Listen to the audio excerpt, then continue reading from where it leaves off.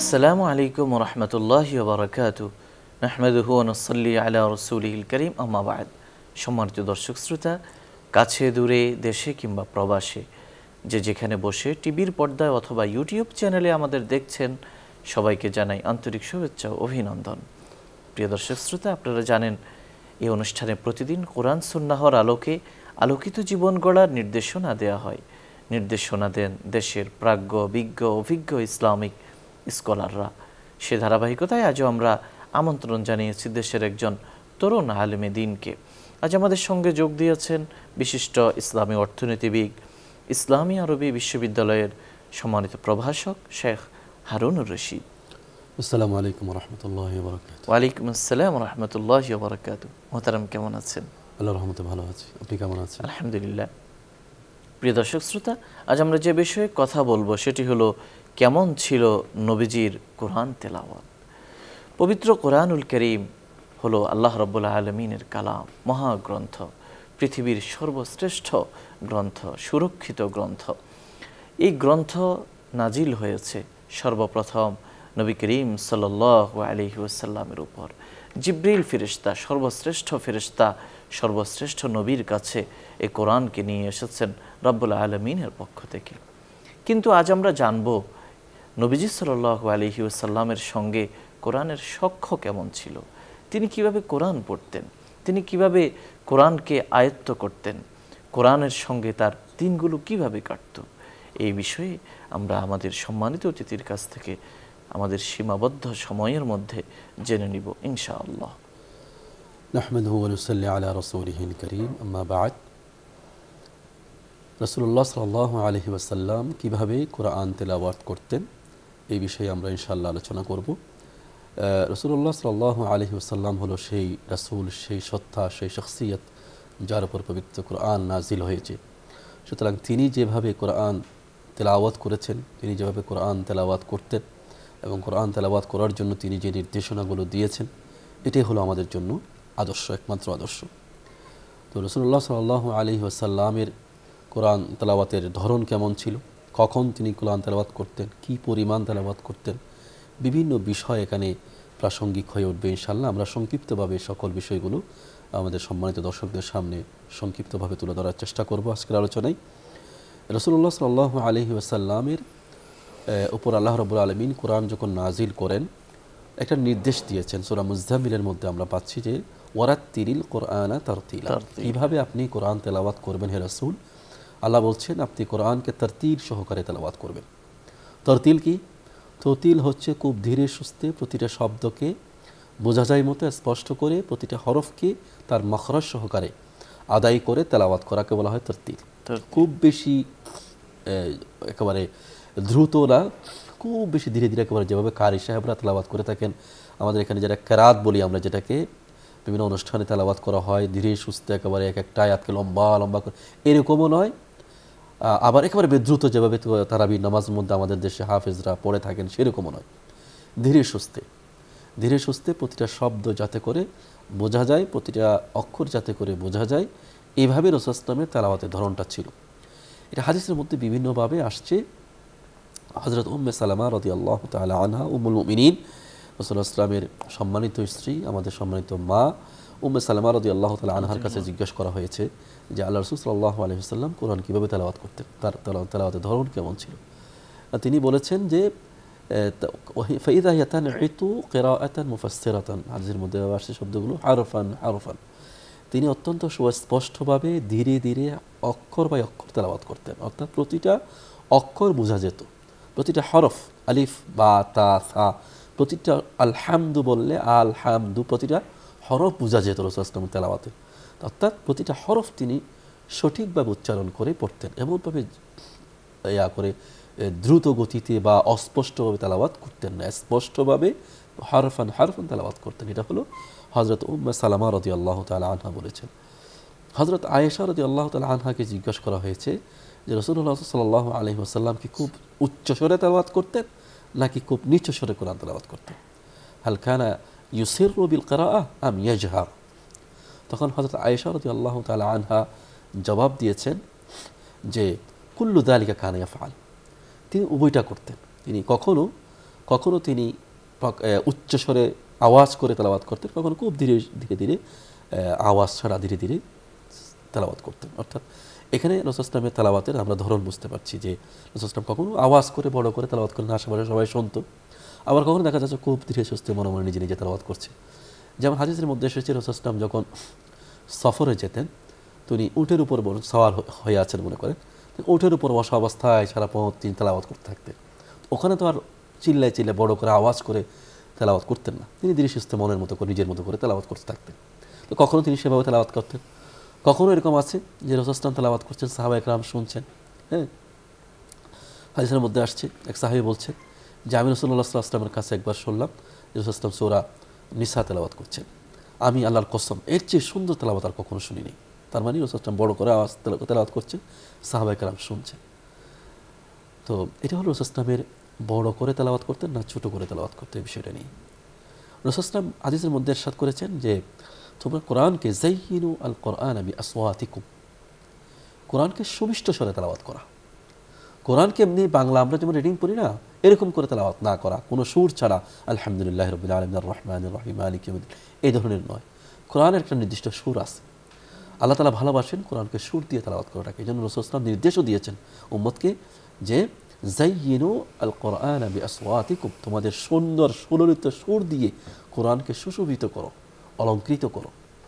এবং আরেকটা হাদিসের মধ্যে রাসূল বলেছেন যে মান লাম ইয়াতাগান্না বিল কোরআনি ফালাইসা মিন্না, যে যে কোরআনকে সুর দিয়ে তেলাওয়াত করবে না সে আমার উম্মত না। অর্থাৎ আমার উম্মতের বৈশিষ্ট্য হচ্ছে যে পবিত্র কোরআন আমরা তেলাওয়াত করব সুর দিয়ে। এটা কেন বলা হয়েছে যে তাওরাত ইনজিল যারা পূর্ববর্তী আহলে কিতাবরা ছিল তারা কিন্তু তাদের কিতাবকে পাঠ করত, এইভাবে সুন্দর করে কোরআনের মতো করে তেলাওয়াত করতো না।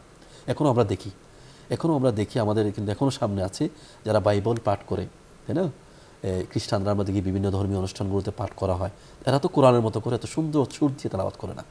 কোরআনের এটা বৈশিষ্ট্য হচ্ছে, উম্মতে মুহাম্মাদের বৈশিষ্ট্য হচ্ছে যে তারা কোরআনকে সুর দিয়ে সুন্দর করে তেলাওয়াত করবে। তবে কোরআনকে কোরআনের সুরে পড়তে হবে, এমন না যে কোরআনকে আপনি গানের সুরেও পড়া যাবে না। কোরআন একটা সুর যেটা যুগ যুগ ধরে সাহাবায়ে কেরাম থেকে রাসূলুল্লাহ সাল্লাল্লাহু আলাইহি ওয়াসাল্লাম হয়ে আজকে উম্মত হয়ে যুগ যুগ ধরে শতাব্দী ধরে চলে আসছে। যে সুরটা সেটা হলো মেইন স্ট্রিমের যে সুরটা আমরা যেটা শুনি কাবা শরীফে, মদিনা শরীফে ওলামায়ে কেরাম, আইম্মায়ে কেরাম, খুতাবায়ে কেরাম যেটা তেলাওয়াত করেন, এটা হলো কোরআনের মেইন স্ট্রিম সুর। এখন হঠাৎ করে কেউ একজন এসে অন্য একটা ধরনের গানের মতো সুর দিয়ে তেলাওয়াত করলো, সেটা কোনো কোরআনের সুর নয়। সুতরাং আমাদের বুঝতে হবে অধিকাংশ ওলামায়ে কেরাম, উম্মতের অধিকাংশ সংখ্যক মানুষ কোরআন কীভাবে তেলাওয়াত করে, এবং সেটাই হলো হয়ে আসছে যুগ যুগ ধরে একজনের কাছ থেকে শুনে আরেকজন, একজনের কাছ থেকে শুনে আরেকজন, একজনের কাছ থেকে শুনে আরেকজন, এভাবে শুনে শুনে আমরা কোরআনের সুরটা রপ্ত করেছি। এবং এই সুরে সাহাবায়ে কেরাম তেলাওয়াত করতেন, এই সুরে রাসূলুল্লাহ সাল্লাল্লাহু আলাইহি ওয়াসাল্লাম তেলাওয়াত করতেন, সেই সুরেই কোরআনকে তেলাওয়াত করতে হবে। তো কোরআনকে আমরা বুঝলাম কি কোরআনকে বেসুরোভাবে তেলাওয়াত করা যাবে না, এমনি কোনো সুর ছাড়া বাংলা রিডিং পড়ার মতো করে, সংবাদ পড়ার মতো করে কোরআন তেলাওয়াত করা যাবে না। দ্বিতীয়ত হচ্ছে কোরআন একবার গানের মতো করে, মনের মতো করে একটা নির্দিষ্ট নিজের মতো একটা সুর দিয়ে এভাবে কোরআন তেলাওয়াত করা কোরআনের হরমত, কোরআনের সম্মানহানি হবে। কোরআনকে নির্দিষ্ট যে সুরে আমরা পেয়ে আসছি আমাদের আসলাফ থেকে, আমাদের উত্তরসূরি উলামায়ে কেরাম কুররা যারা তারা যেভাবে পড়েছেন সেভাবে পড়তে হবে, এবং এটাই রাসূলুল্লাহ সাল্লাল্লাহু আলাইহি ওয়াসাল্লামের নির্দেশ, কোরআনকে সুর দিয়ে পড়তে হবে। তা আমি যেটা একটু আগে বললাম যে রাসূলুল্লাহ সাল্লাল্লাহু আলাইহি ওয়াসাল্লামের সুর সম্পর্কে এক সাহাবী বলেছেন যে রাসূলুল্লাহ সাল্লাল্লাহু আলাইহি ওয়াসাল্লাম সুন্দর সুরে তেলাওয়াত করতেন, এবং আমি রাসূলুল্লাহ উনি বলছেন আমি রাসূলুল্লাহ সাল্লাল্লাহু আলাইহি ওয়াসাল্লামের চেয়ে এত সুন্দর তেলাওয়াত করেছি আমি কাউকে আর শুনিনি। এবং রাসূলুল্লাহ নিজে তো কোরআন তেলাওয়াত করতেন, আবার সাহাবায়ে কেরামের কাছ থেকে কোরআন তেলাওয়াত শুনতে পছন্দ করতেন। হযরত ইবনে মাসউদ রাদিয়াল্লাহু তাআলা আনহু বলছেন যে একদিন আমাকে রাসূলুল্লাহ সাল্লাল্লাহু আলাইহি ওয়াসাল্লাম বললেন ইকরা আলাইয়া আল কোরআন, আমাকে একটু কোরআন পড়ে শোনা হতো। তখন হযরত ইবনে মাসউদ রাদিয়াল্লাহু তাআলা আনহু বললেন ইয়া রাসূলুল্লাহ আকরা ওয়া আলাইকা উনজিল, আমি কোরআন তেলাওয়াত করব আপনার সামনে বসে, অথচ আপনার উপরে তো কোরআন নাজিল হয়েছে, আমি কিভাবে আপনার সামনে কোরআন তেলাওয়াত করব, সাহস হচ্ছে না আর কি। তখন রাসূলুল্লাহ সাল্লাল্লাহু আলাইহি ওয়াসাল্লাম বলেন ইন্নী উহিব্বু আন আসমাআ মিন গায়রি, আমি আরেকজনের কাছ থেকে কোরআন শুনতে পছন্দ করি। তো তখন হযরত ইবনে মাসউদ কোরআন তেলাওয়াত করলেন। রাসূলুল্লাহ সাল্লাল্লাহু আলাইহি ওয়াসাল্লাম অনেক সময় এরকম সাহাবায়ে কেরামের কাছ থেকে কোরআন তেলাওয়াত শুনতেন, এবং অনেক সাহাবীদের এরকম আমরা ঘটনা শুনি যে তারা কোরআন তেলাওয়াত করছেন, অন্যরা বসে শুনছেন। অর্থাৎ কোরআন শোনা এটাও একটা কিন্তু আলাদা ইবাদত, হ্যাঁ তাই না? তো এটা রাসূলুল্লাহ সাল্লাল্লাহু আলাইহি ওয়াসাল্লামের সুন্নাত, সাহাবায়ে কেরাম এটা করতেন, এবং অনেক সাহাবায়ে কেরাম এত সুমিষ্ট সুরে কোরআন তেলাওয়াত করতেন। উসাইদ ইবনে হুদায়র সম্পর্কে ঘটনা আছে, আমরা জানি যে তিনি কোরআন তেলাওয়াত করছিলেন, একটা ঘোড়া লাফালাফি করতেছিল, তাই না? তখন তিনি হঠাৎ কী হলো, বাইরে দেখলাম যে ঘোরাফালাই করছে, তিনি কোরআন তেলাওয়াত বন্ধ করে দিলেন। সকালবেলা ঘটনাটা যখন রাসূল ইসলামের কাছে বলা হলো, রাসূল ইসলাম বললেন যে তুমি যদি কোরআন তেলাওয়াত বন্ধ না করতে তাহলে তুমি দেখতে যে এরা ফেরেশতারাই এখানে খুশিতে লাফালাফি করতেছিল কোরআনের সুরে, তারা আনন্দিত হয়ে, এটা সবাই দেখতো ঘটনাটা, কিন্তু তুমি কোরআন তেলাওয়াত বন্ধ করাতে এটা বন্ধ হয়ে গেছে। অর্থাৎ কোরআন তেলাওয়াত নিজে করা এবং শোনা দুটো রাসূল ইসলাম থেকে আমরা পাচ্ছি যে রাসূল ইসলাম নিজেও কোরআন তেলাওয়াত করতেন এবং তিনি রাসূল ইসলাম সাহাবায়ে কেরামের কাছ থেকেও শুনতেন। এটা একটা বিষয়। দ্বিতীয়ত হচ্ছে রাসূলুল্লাহ সাল্লাল্লাহু আলাইহি ওয়াসাল্লামের কোরআন তেলাওয়াতের আরেকটা বিষয় ছিল এরকম, রাসূল ইসলাম শুধু তেলাওয়াত করতেন না, তাদাব্বুর করতেন। রাসূল ইসলাম কোরআন তেলাওয়াত করতে করতে যেখানেই কোনো আযাবের কোনো আয়াত আসতো, দেখা গেছে তিনি রাসূল ইসলাম হাত তুলে সাথে সাথে দোয়া করছেন, দোয়া করছেন আল্লাহর কাছে, পানাহ চাচ্ছেন জাহান্নাম থেকে।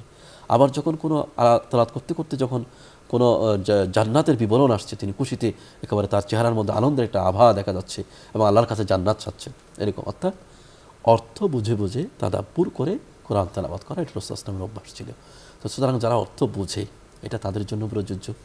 যারা অর্থ বুঝে কোরআনের, তাদের উচিত হবে এভাবেই কোরআন তেলাওয়াত করা।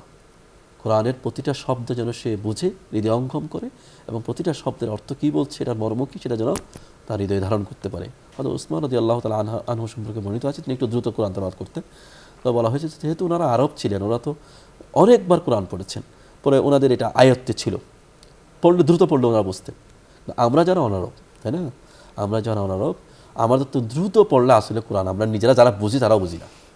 সুতরাং তাদাব্বুর করে রাসূল ইসলামের সুন্নত হচ্ছে তাদাব্বুর করে, তাফাক্কুর করে, চিন্তা ভাবনা করে করে গভীরভাবে ভেবে ভেবে কোরআন পড়া, যাতে করে কোরআনের এই নির্যাসগুলো আমার ভিতরে ঢুকে। রাসূল ইসলামের এটাও অভ্যাস ছিল। রাসূল সাল্লাল্লাহু আলাইহি ওয়াসাল্লাম অনেক সময় দেখা গেছে কোরআন তেলাওয়াত করতে করতে কান্না করছেন। এটা কোত্থেকে আসলো এই কান্নাটা? এটা আসছে তাদাব্বুর থেকে। রাসূল ইসলাম যদি তাদাব্বুর না করতেন, কোরআনের অর্থটা উপলব্ধি করার চেষ্টা না করতেন, তাহলে তো তার কান্না আসার কথা না। এবং রাসূল ইসলামের আরেকটা সুন্নাত আমরা পাই যে রাসূল ইসলাম অনেক সময় একটা আয়াত তেলাওয়াত করতে করতে পুরো রাত কাটিয়ে দিয়েছেন। হযরত আবু যর গিফারী রাদিয়াল্লাহু তাআলা আনহুর এক হাদিস আছে যে রাসূলুল্লাহ সাল্লাল্লাহু আলাইহি ওয়াসাল্লাম একদিন একটা নামাজ শুরু করলেন। এটা হলো এশার নামাজের পরে উনি মূলত নফল নামাজ শুরু করেছেন। নফল নামাজের মধ্যেই তিনি তেলাওয়াত শুরু করলেন। একটা আয়াত তেলাওয়াত করতে করতেই ওনার পুরো রাত কেটে গেল। এদিকে হযরত বেলাল উপস্থিত হলো ফজর আযান দেওয়ার জন্য। অর্থাৎ দেখেন, একটা আয়াতের মধ্যে তিনি পুরো রাত কাটিয়ে দিয়েছেন। তো সেই আয়াতটা কী ছিল? সাহাবায়ে কেরাম জিজ্ঞেস করলেন হযরত আবু যর গিফারীকে যে সেই আয়াতটা কী ছিল, যে রাসূল সাল্লাল্লাহু আলাইহি ওয়াসাল্লাম এত মজা পেয়েছেন বা এত বেশি তুমি এভাবে রিপিটেশন করে করে একটা আয়াতকে এতবার তেলাওয়াত করে, এটি সেই আয়াতটা কি? সাধারণত কৌতূহল হওয়ার কথা না। তখন হযরত আবু যর গিফারী রাদিয়াল্লাহু তাআলা আনহু বলেছেন সেই আয়াতটা হচ্ছে ইন তুআযিবহুম ফাইন্নাহুম ইবাদুক ওয়া ইন তাগফির লাহুম ফাইন্নাকা আনতাল আজিজুল হাকীম। হে আল্লাহ, যদি আপনি তাদেরকে শাস্তি দেন তাহলে তারা তো আপনার বান্দা, আপনি যেটা মুনাসিব মনে করেন, যেটা উপযুক্ত সেটা করবেন। কিন্তু যদি আপনি ক্ষমা করে দেন তাহলে আপনার সেই পরিচয়টা প্রকাশ পাবে যে আপনি মহাপরাক্রমশালী এবং আপনি দয়ালু, হিকমতওয়ালা, আপনি প্রজ্ঞাবান। এই আয়াতটার উপরে রাসূল সাল্লাল্লাহু আলাইহি ওয়াসাল্লাম এত বেশি মনোনিবেশ করেছেন যে কাঁদছিলেন রাসূল সাল্লাল্লাহু আলাইহি ওয়াসাল্লাম এবং সেটা তেলাওয়াত করছিলেন বারবার বারবার বারবার। তেলাওয়াত করতে করতে করতে করতে সারা রাত কাটিয়ে দিয়েছেন, এরকম পাওয়া যায়। আরেক হাদিস আমরা পাচ্ছি যে রাসূল হযরত ইবনে মাসউদ হাদিসটা বর্ণনা করেছেন, রাসূল সাল্লাল্লাহু আলাইহি ওয়াসাল্লাম একেবারে সূরা বাকারা থেকে শুরু করে সূরা আলে ইমরান, সূরা মাইদা, সূরা নিসা, লম্বা লম্বা 5-6টা সূরা এক রাকাতের মধ্যে পড়ে ফেলেছেন। এরকমও হতো রাসূল সাল্লাল্লাহু আলাইহি ওয়াসাল্লাম। আমরা হাদিসের মধ্যে আসছি যে রাসূল সাল্লাল্লাহু আলাইহি ওয়াসাল্লাম অনেক সময় নামাজের মধ্যে দাঁড়িয়ে কোরআন তেলাওয়াত করতে করতে করতে করতে থাকতেন, তার পা মুবারক ফুলে যেত। কতক্ষণ দাঁড়িয়ে থাকলে পা ফুলে যেতে পারে, তাই না? সেরকম তেলাওয়াতের মনোনিবেশ, নিমগ্নতা, একাগ্রতা রাসূলুল্লাহ সাল্লাল্লাহু আলাইহি ওয়াসাল্লামের উপর ছিল। তো সেটাও আমরা হাদিসের মধ্যে অনেক জায়গায় দেখেছি যে হযরত আয়েশা জিজ্ঞেস করেন, ইয়া রাসূলুল্লাহ, আপনি এভাবে কেন কোরআন তেলাওয়াত করছেন, এভাবে কেন দাঁড়িয়ে দাঁড়িয়ে নামাজ পড়ছেন? আপনার আল্লাহকে আপনাকে ক্ষমা করে দেন নাই? আল্লাহকে আপনাকে ক্ষমা করে দেন নাই? আল্লাহকে আপনাকে বলেন নাই যে আপনার আগে পরের সমস্ত গুনাহ ক্ষমা করে দিয়েছেন? আল্লাহ রাসূল বলেছেন, আফালা আকুনা আবদান শাকুরা, আমি কি আল্লাহর কৃতজ্ঞ? আল্লাহ তো ক্ষমা করে দিয়েছেন বলে আমি শুকরিয়া আদায় করতেছি। এটা শুকরিয়া স্বরূপ পড়তেছেন আল্লাহ রাসূল সাল্লাল্লাহু আলাইহি ওয়াসাল্লাম নামাজগুলো। এবং নামাজে সারা রাত দাঁড়িয়ে সূরা বাকারার মতো সূরা, সূরা আলে ইমরানের মতো সূরা, সূরা মাইদার মতো সূরা, নিসার মতো 3-4টা লম্বা সূরা এক রাকাতে পড়া, এটা আমাদের জন্য তো অকল্পনীয় বিষয়। আল্লাহ রাসূল সেটা করেছেন। তো রাসূল সাল্লাল্লাহু আলাইহি আরেকটা কোরআন তেলাওয়াতের সুন্নাত হচ্ছে তিনি প্রতিটা আয়াতে থেমে থেমে তেলাওয়াত করতেন। আলহামদুলিল্লাহি রাব্বিল আলামিন বাস দাঁড়াতেন, ওয়াকফ করতেন। আর রহমানির রহিম ওয়াকফ করতেন, মালিক ইয়াউমিদ্দিন ওয়াকফ করতেন। প্রতিটা আয়াতে তিনি ওয়াকফ করে করে তেলাওয়াত করতেন। হ্যাঁ, কিছু আয়াত আছে এরকম যেখানে থামলে অর্থের বিঘ্ন করতে পারে, সেগুলো তো থামার কথা না। তবে সাধারণ অভ্যাস যেটা হাদিসের মধ্যে সাহাবায়ে কেরাম রাসূলের যারা দেখেছেন কোরআন তেলাওয়াত, উম্মাহাতুল মুমিনিন, তারা বর্ণনা করেছেন রাসূল সাল্লাল্লাহু আলাইহি ওয়াসাল্লাম এভাবেই তেলাওয়াত করতেন। কিছু আয়াতের মধ্যে যেখানে আমরা দেখি যে ওয়াইলুল লিল মুসাল্লিন, এতটুকু যদি আপনি দাঁড়িয়ে যান তাহলে তো অর্থ বিঘ্ন করবে, তাই না? ওয়াইলুল লিল মুসাল্লিন আল্লাযীনা হুম আন সালাতিহিম সাহুন, এটা না বললে আখের পারে যাও, এজন্য এটা ওয়াকফ করা ঠিক নয়।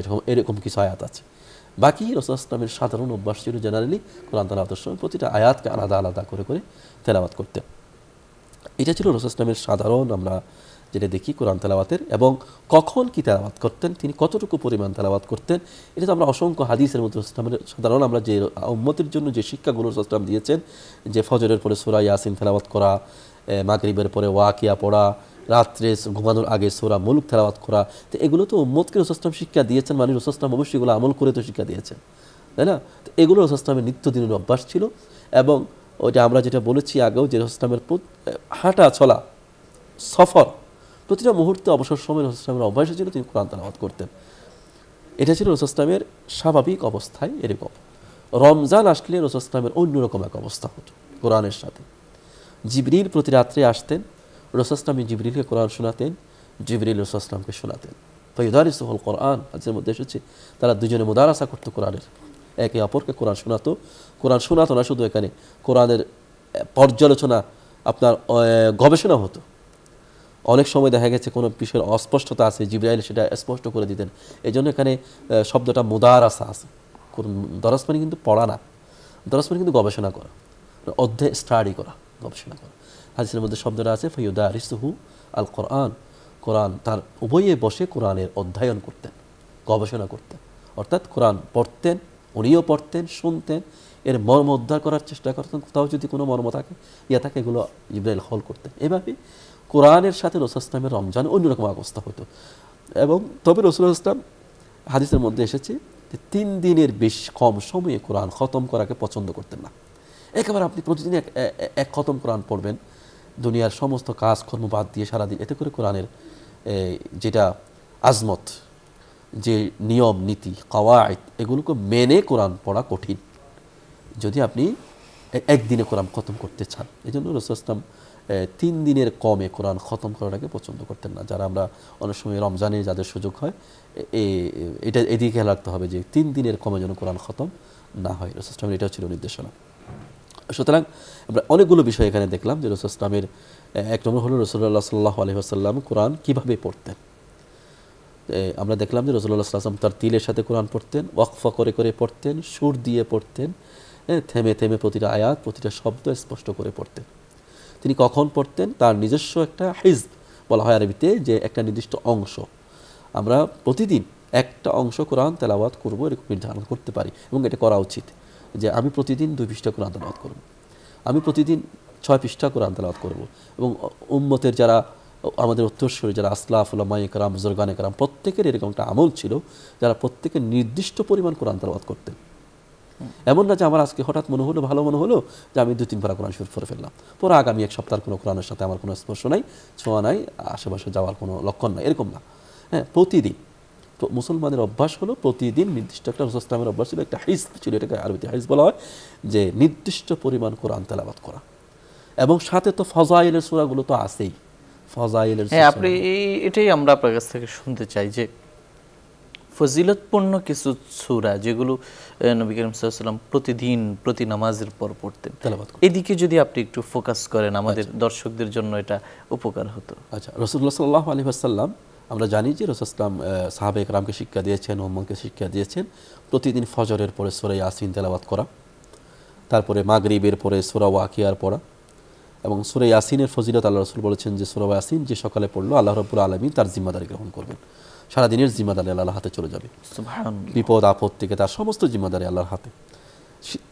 সূরা ওয়াকিয়ার ফজিলত সম্পর্কে আছে যে রাসূলুল্লাহ সাল্লাল্লাহু আলাইহি ওয়াসাল্লাম বলেছেন যে ঘরে সূরা কোরআন তেলাওয়াত করা হয়, সূরা ওয়াকিয়া তেলাওয়াত করা হয় মাগরিবের পরে, সন্ধ্যার পরে, সে ঘরে কোনোদিন দারিদ্র্য আসতে পারে না, অভাব আসতে পারে না। এটা ইয়াকিন রেখে, বিশ্বাস রেখে, রাসূলুল্লাহ সাল্লাল্লাহু আলাইহি ওয়াসাল্লামের কথার প্রতি ঈমান রেখে যদি কেউ এটা তেলাওয়াত করে, সত্যি সত্যি সেটা মিরাকল দেখতে পাবে।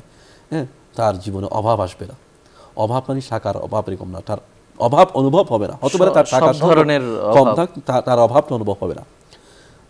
3 নম্বর হচ্ছে ঘুমানোর আগে আল্লাহ রাসূল সাল্লাল্লাহু আলাইহি ওয়াসাল্লামের সুন্নাত হচ্ছে সূরা মুলক তেলাওয়াত করা, তাবারাকাল্লাযী বিয়াদিহিল মুলক, যেটা 29 পারা শুরুতে যে সূরাটা, সেটা তেলাওয়াত করা। এই ছিল কিছু নির্দিষ্ট সূরা। এরপর আমরা যে জানতে পারি যে জুমার দিনে আল্লাহ রাসূল সাল্লাল্লাহু আলাইহি ওয়াসাল্লামের অভ্যাস ছিল সূরা কাহফ তেলাওয়াত করা, তাই না? এরপরে প্রতি নামাজের পরে আল্লাহ রাসূল সাল্লাল্লাহু আলাইহি ওয়াসাল্লামের সুন্নাত হচ্ছে আয়াতুল কুরসি পড়া। আয়াতুল কুরসি আমরা সবাই জানি এটা অত্যন্ত ফজিলতের একটি কোরআনের আয়াত, একটি আয়াত লম্বা। এই আয়াতটি সূরা বাকারার মধ্যে আছে, এটা তেলাওয়াত করা। এবং মাগরিবের পরে এবং হলো ফজরের পরে বিশেষ করে কুল হুয়াল্লাহু আহাদ, সূরাতুল ইখলাস, সূরা ইখলাস, সূরা ইখলাস, কুল হুয়াল্লাহু আহাদ, কুল আউযু বিরাব্বিল ফালাক, কুল আউযু বিরাব্বিন নাস, সূরা নাস, সূরা ফালাক, সূরা ইখলাস, এই 3টা সূরা মাগরিবের পরে 3বার করে পড়া এবং হলো ফজরের পরে 3বার করে পড়া এবং অন্য নামাজের পরে যদি সম্ভব হয় একবার করে তেলাওয়াত করা। এগুলো রাসূল সাল্লাল্লাহু আলাইহি ওয়াসাল্লামের একবার নিত্যদিনের আমল ছিল। অর্থাৎ যদি আপনি ব্যস্ততার কারণে কখনো পুরো কোরআন আপনার যে নির্ধারিত অংশ সেটা পড়তে নাও পারেন, তবু প্রত্যেক নামাজের পরে যে সূরাগুলো রয়েছে কমপক্ষে সেটা যদি কমপক্ষে আমি আয়াতুল কুরসিটাও যদি পড়তে পারি, সালামের পরে যদি আমি আয়াতুল কুরসিটাও পড়ে নেন, তাহলে একটা বিশাল এক আমল নামায় আপনার সওয়াবের অংশ হয়ে যাবে এবং বিশাল এক আমল হয়ে যাবে এটা আল্লাহর কাছে। সুতরাং রাসূল ইসলামের প্রতিটা সুন্নাত কোরআন তেলাওয়াতের ক্ষেত্রে আমরা এটা আমল করার চেষ্টা করি, বিশেষ করে প্রতি নামাজের পরে। এটা সহজ কিন্তু আমল, এই আমলটা অত্যন্ত সহজ কিন্তু সওয়াব অনেক বেশি। আয়াতুল কুরসি সংক্ষিপ্ত একটা সূরা, আধা মিনিটও লাগে না। আপনি তেলাওয়াত করলেন, সালাম ফিরানোর পরে আস্তাগফিরুল্লাহ 3বার পরে শুরু করে দিলেন, আউযু বিল্লাহি মিনাশ শাইতানির রাজিম, বিসমিল্লাহির রহমানির রহিম, আল্লাহু লা ইলাহা ইল্লা হুয়াল হাইয়্যুল কাইয়্যুম। এই আমলটা করা অত্যন্ত সহজ একটা আমল কিন্তু অনেক সওয়াবের কাজ। আল্লাহ রাসূল সাল্লাল্লাহু আলাইহি ওয়াসাল্লাম এই সুন্নাতটা কখনো বাদ দেন না, সাহাবায়ে কেরাম বাদ দেন নাই, আমাদের উলামায়ে কেরাম, আসলাফ যারা বুজুর্গানে কেরাম, এগুলো কেউ বাদ দেন নাই। সুতরাং আমাদের এই আমলটা আমার মনে হয় শক্তভাবে ধরা উচিত। দ্বিতীয়টা হলো আরেকটা সহজ আমল হচ্ছে, যারা আমরা ফজরের নামাজ পড়ি, পড়তে উঠি, সূরা ইয়াসিন পড়া। এটা অত্যন্ত সহজ একটা কাজ। যারা ফজর নামাজ পড়েন তাদের জন্য খুব কঠিন বিষয় না। ফজর নামাজ পড়ে আপনি 5 মিনিট বসলেই সূরা ইয়াসিনটা পড়া যায়, পড়া সম্ভব হবে। বা একটু চেষ্টা করলে এটা মুখস্থ করে নেওয়া যায়, পড়ে যাওয়া যায়। শুকরিয়া মোহতারাম, আপনি আমাদের বলছিলেন কেমন ছিল নবীজির কোরআন তেলাওয়াত। প্রিয় দর্শক শ্রোতা, আমরা আজ এই আলোচনা থেকে জানতে পারলাম যে কোরআন নাজিল হয়েছে মহানবী বিশ্বনবী হযরত মুহাম্মদুর রাসূলুল্লাহ সাল্লাল্লাহু আলাইহি ওয়াসাল্লামের উপর, আর তিনি নির্দিষ্ট ঢঙ্গে পদ্ধতিতে কোরআন পড়তেন। নবী করিম সাল্লাল্লাহু আলাইহি সাল্লামের অভ্যাস ছিল তিনি নিজে কখনো উচ্চ স্বরে কখনো নিম্ন স্বরে কোরআন তেলাওয়াত করতেন। পাশাপাশি এই কোরআন তেলাওয়াত কখনো তিনি নিজেকে শোনানোর জন্য বা একাকী তেলাওয়াত করতেন, কখনো সামষ্টিকভাবে সম্মিলিতভাবে তেলাওয়াত করতেন। এর পাশাপাশি আমরা দেখতে পাই নবী করিম সাল্লাল্লাহু আলাইহি ওয়াসাল্লাম কখনো কখনো তার কোনো সাহাবী থেকে কোরআন শুনতেন। অর্থাৎ কোরআন পড়া যেমন ইবাদত, কোরআন শোনাও ইবাদত। এবং আমরা আজকের আলোচনা থেকে আরও জানতে পারলাম যে নবী করিম সাল্লাল্লাহু আলাইহি ওয়াসাল্লাম সুললিত কণ্ঠে কোরআন পড়তে পছন্দ করতেন। তাই কোরআনকে তার নির্দিষ্ট ঢঙ্গে, কোরআনকে আরবদের বলা যায় যে স্বরে, বা যেই স্বর আমরা পরম্পরায় আমাদের যারা কারি রয়েছেন, শিক্ষক রয়েছেন, তাদের কাছ থেকে আমরা রপ্ত করেছি, শিখেছি, সেভাবে কোরআনকে পড়তে হবে। এর বাইরে কোনো গানের সুরে কোরআনকে পড়া যাবে না। এবং বিশেষভাবে একেবারে স্বরবিহীন কোরআনকে, যেভাবে আমরা স্বাভাবিকভাবে আমাদের মাতৃভাষায় কোনো কথা বলি বা কবিতা পড়ি, সেভাবেও কোরআনকে পড়া যাবে না। আমরা আজ আরও জানতে পারলাম যে কোরআন আমাদের কাছে এসেছে, এই কোরআনের একটি দাবি হলো কোরআনকে নিয়ে চিন্তা করা, গবেষণা করা, তাদাব্বুর করা। নবী করিম সাল্লাল্লাহু আলাইহি ওয়াসাল্লাম কোরআনকে নিয়ে চিন্তা করতেন, গবেষণা করতেন। কখনো এক একটি রাত কেটে যেত এক একটি আয়াত নিয়ে গবেষণা করতে গিয়ে। এর বাইরে আমরা আজ জানতে পারলাম যে রমজান মাসে নবী করিম সাল্লাল্লাহু আলাইহি ওয়াসাল্লাম কোরআনের দার্স বা কোরআন একে অন্যকে জিবরাইল আমিনের সঙ্গে কোরআনকে দাওর করতেন, একে অন্যকে শোনাতেন, এবং এর মধ্যকার কোনো অর্থগত বিষয় থাকলে সেটাও তারা পরস্পরের মাধ্যমে জেনে নিতেন। আমরা আজকের এই কোরআন বিষয়ে আলোচনা থেকে আরও জানতে পারি যে কমপক্ষে 3 দিনের মধ্যে, 3 দিনের আগে কোরআন খতম করা অনুচিত, এটা অনুত্তম। এবং বিশেষভাবে আমরা বলবো যে ধীরে স্থিরে এবং চিন্তা ভাবনা করে কোরআনকে আমরা পড়তে চেষ্টা করব। সর্বোপরি আমাদের শায়েখ আমাদের এই নির্দেশনা দিয়েছেন, তিনি আমাদের বলেছেন যে নবী করিম সাল্লাল্লাহু আলাইহি ওয়াসাল্লাম প্রতিদিনই এমন কিছু সূরা রয়েছে যে সূরাগুলো প্রতিদিন তিনি তেলাওয়াত করতেন। সূরাতুল ওয়াকিয়া, সূরা ইয়াসিন, সূরা মুলক এবং বিশেষভাবে প্রত্যেক নামাজের পর 3 কুল, সূরা ইখলাস, সূরা ফালাক, সূরা নাস একবার করে, আর ফজর ও মাগরিবের পর 3 বার করে এই 3টি সূরা পাঠ করতেন এবং ঘুমানোর সময় নবী করিম সাল্লাল্লাহু আলাইহি সাল্লাম এই সূরা পাঠ করতেন। পাশাপাশি প্রত্যেক ফরজ নামাজের পর আয়াতুল কুরসি, যেটা সূরা বাকারার মধ্যে রয়েছে, আয়াতুল কুরসি নবী করিম সাল্লাল্লাহু আলাইহি সাল্লাম তেলাওয়াত করতেন। আমরা যদি এভাবে কোরআন তেলাওয়াত করি, আমাদের জীবন হয়ে উঠবে কোরআনময় এবং আমরা সত্যিকার অর্থে নবী করিম সাল্লাল্লাহু আলাইহি ওয়াসাল্লাম যেভাবে কোরআন পড়তে বলেছেন, শিখতে বলেছেন, আমল করতে বলেছেন, সেভাবে আমরা আমল করতে পারবো। আল্লাহ রাব্বুল আলামিন আমাদের সবাইকে কোরআন প্রেমিক বানিয়ে দিন এবং আমরা যেন কোরআনকে ভালোবাসতে পারি এবং কোরআনের সুপারিশ লাভ করতে পারি, সে সৌভাগ্য আমাদের দান করুন। প্রিয় দর্শক শ্রোতা, আসুন এ পর্যায়ে আমরা সংক্ষিপ্ত মোনাজাতে অংশগ্রহণ করব। আপনারা চাইলে আমাদের সঙ্গে মোনাজাতে শামিল হতে পারেন। اللهم صل على سيدنا ونبينا مولانا محمد وآله وصحبه أجمعين.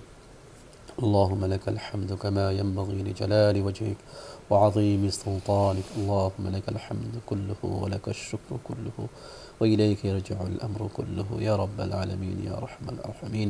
ربنا تقبل منا إنك أنت السميع العليم وتب علينا إنك أنت التواب الرحيم. ربنا آتنا في الدنيا حسنة وفي الآخرة حسنة وقنا عذاب النار. ربنا فاغفر لنا ذنوبنا وكفر عنا سيئاتنا وتوفنا مع الأبرار. ربنا هب لنا من أزواجنا وذرياتنا قرة أعين وجعلنا للمتقين إماما. رب ارحمهما كما ربياني صغيرا. رب ارحمهما كما ربياني صغيرا. رب ارحمهما كما ربياني صغيرا. يا رب العالمين يا أرحم الأرحمين يا أكرم الأكرمين. يا الله আমাদের জীবনকে আপনি কোরআনময় করে দিন ইয়া আল্লাহ। ইয়া রাব্বুল আলামিন, আপনার রাসূল পাক সাল্লাল্লাহু আলাইহি ওয়াসাল্লাম, সাহাবায়ে কেরাম, উম্মতের আসলাফ বৃন্দ যেভাবে কোরআন তেলাওয়াত করতেন, কোরআনের সাথে নিজেদেরকে সম্পৃক্ত রাখতেন, আমাদেরকে সেভাবে কোরআন সাথে সম্পর্ক রাখার, কোরআনের সাথে তাআল্লুক রাখার তৌফিক দান করুন ইয়া রাব্বুল আলামিন। সকাল সন্ধ্যা আপনার প্রিয় বান্দারা যেভাবে কোরআন তেলাওয়াত করতেন, আমাদেরকে সেভাবে কোরআন তেলাওয়াত করার তৌফিক দান করুন ইয়া রাব্বুল আলামিন। কোরআনের আলোয় আলোকিত হবার তৌফিক দান করুন ইয়া রাব্বুল আলামিন ইয়া আরহামাল আরহামিন। ইয়া আল্লাহ ইয়া রাব্বুল আলামিন, কোরআন আমরা যেভাবে পাঠ করব সেভাবে কোরআন অনুযায়ী আমল করার তৌফিক দান করেন ইয়া রাব্বুল আলামিন। আমাদের ব্যক্তি জীবনে, পারিবারিক জীবনে, সমাজ জীবনে কোরআনের শিক্ষাকে যেন আমরা বাস্তবায়ন করতে পারি, আমাদের জীবন যেন কোরআনময় হয়, আমাদের সমাজ যেন কোরআনের আলোয় আলোকিত হয়, আমাদের রাষ্ট্র যেন কোরআনের আলোয় আলোকিত হয়, সে তৌফিক দান করুন ইয়া রাব্বুল আলামিন। আমাদের সন্তানগুলোকে, আমাদের আগামী প্রজন্মকে যেন আমরা কোরআনের আলোয় গড়ে তুলতে পারি, যারা কোরআনের প্রজন্ম হয়ে গড়ে উঠতে পারে, সেই তৌফিক দান করুন ইয়া রাব্বুল আলামিন। আমাদের জীবনে, সমাজে কোরআনকে প্রতিষ্ঠিত করার জন্য যারা কাজ করছেন আল্লাহ ইয়া রাব্বুল আলামিন, তাদেরকে মেহনতের তৌফিক দান করেন ইয়া আল্লাহ। ইয়া রাব্বুল আলামিন, তাদেরকে তৌফিক বাড়িয়ে দেন ইয়া রাব্বুল আলামিন, তাদের ইলমে আমলে কাজে বরকত দান করুন ইয়া রাব্বুল আলামিন। যারা চেষ্টা করে যাচ্ছেন এই সমাজে কোরআনকে প্রতিষ্ঠা করার জন্য, এই যে মানুষের জীবনে কোরআনকে প্রতিষ্ঠা করার জন্য, তাদেরকে কাজে কর্মে বরকত দান করুন ইয়া রাব্বুল আলামিন। আমাদেরকে কোরআন বেশি বেশি পড়া করার তৌফিক দান করুন ইয়া রাব্বুল আলামিন। কোরআন যেন আমাদের জন্য কাল কিয়ামতের মাঠে সুপারিশকারী হয় ইয়া রাব্বুল আলামিন। আপনার রাসূল, আপনার নবী যেভাবে আমাদেরকে সুখবর দিয়েছেন যে কোরআন কাল কিয়ামতের মাঠে মানুষের জন্য সুপারিশকারী হবে ইয়া আল্লাহ, আমরা যেন কোরআনকে সেই মর্যাদা, সেই সম্মান দিতে পারি যে কোরআন যেন আমাদের জন্য সুপারিশকারী হয় ইয়া রাব্বুল আলামিন ইয়া আরহামাল আরহামিন। ইয়া রাব্বুল আলামিন, আমাদের দেশে ইয়া রাব্বুল আলামিন শান্তি কায়েম করে দিন ইয়া রাব্বুল আলামিন। যারা দেশ চালাচ্ছেন, যারা সমাজ চালাচ্ছেন ইয়া রাব্বুল আলামিন, তাদেরকে আপনি ভালো পথে চলার তৌফিক দান করেন। দেশ ও জাতির জন্য যেটা কল্যাণকর হবে সেই সিদ্ধান্ত নেওয়ার তৌফিক দান করেন ইয়া রাব্বুল আলামিন। এই অনুষ্ঠানগুলো যারা পৃষ্ঠপোষকতা করেন, যারা সহযোগিতা করেন ইয়া রাব্বুল আলামিন, বসুন্ধরা গ্রুপকে আপনি বরকত দান করেন, তাদের ব্যবসা বাণিজ্যে কাজে কর্মে ইয়া রাব্বুল আলামিন আরও উন্নতি অগ্রগতি দান করুন ইয়া রাব্বুল আলামিন। তারা যেন দেশ, জাতি ও মানুষের আরও বেশি বেশি করে খেদমত করার তৌফিক দান করেন ইয়া রাব্বুল আলামিন ইয়া রাব্বুল আলামিন। বিশেষ করে ইয়া রাব্বুল আলামিন এই গ্রুপের চেয়ারম্যান যিনি আছেন, তাকে সুস্থ সুস্থ হায়াত তৈয়বা দান করুন ইয়া রাব্বুল আলামিন। আমাদের সবাইকে তোমার পথে চলা সহজ করে দিন ইয়া রাব্বুল আলামিন। রব্বানা যালামনা আনফুসানা ওয়া ইন লাম তাগফির লানা ওয়া তারহামনা লানাকুনান্না মিনাল খাসিরিন। ওয়া সাল্লাল্লাহু তাআলা আলা খায়রি খালকিহি ওয়া আলিহি ওয়া সাহবিহি আজমাইন রাহমাতুকা ইয়া আরহামার রাহিমিন। প্রিয় দর্শক শ্রোতা, এতক্ষণ ধরে অত্যন্ত ধৈর্য সহকারে আপনারা শুনছিলেন আপনাদের প্রিয় অনুষ্ঠান আলোকিত প্রতিদিন। পুরো সময় আমাদের সঙ্গে থাকার জন্য ধন্যবাদ। ওমা আলাইনা ইল্লাল বালাগ। আসসালামু আলাইকুম ওয়া রাহমাতুল্লাহি ওয়া বারাকাতুহু।